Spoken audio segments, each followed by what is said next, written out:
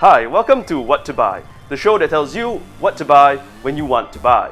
Each episode will be covering a different component to tell you what you need to know when building a PC.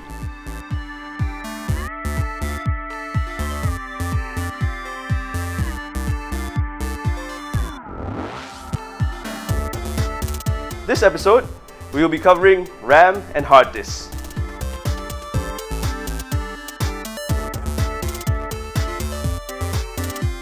Random access memory, or RAM, represents how many things a computer can do at the same time. Programs are copied onto your RAM when you want to use them. This is because the processor can read things off the RAM faster than off your hard drive. Therefore, the more RAM you have, the faster your computer will be, because it will be able to load larger programs.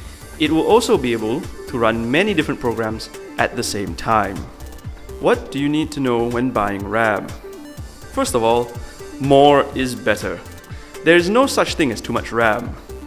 Ideally, you will want a minimum of 4 GB, although the upper limit is as much as you can cram into your computer. Secondly, pairs are better. RAM tends to work better in pairs due to something known as dual channel RAM. This lets the processor access 2 data streams simultaneously, therefore making everything much faster. RAM these days is often sold in pairs, so you won't have to worry too much.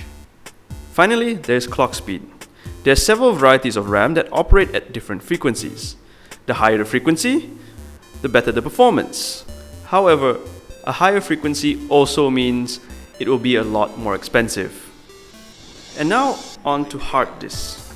Hard disks refers to the amount of information you can store on your computer.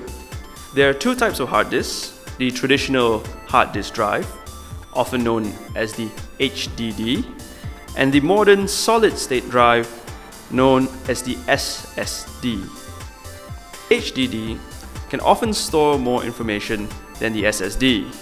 However, it is also slower at accessing that information. The slower speed variant is usually cheaper, but its performance is much slower than the 7200 RPM. This is not recommended at all. The SSD, or solid-state drive, has no moving parts and functions more like a USB flash drive. This means it is generally more expensive, holds less data, and is much faster.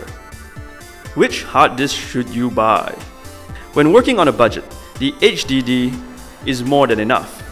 With at least 500 GB of storage, you'll be hard-pressed to finish it all. The 1 TB version isn't expensive and is also highly recommended. An even larger budget should try to combine both the HDD and the SSD.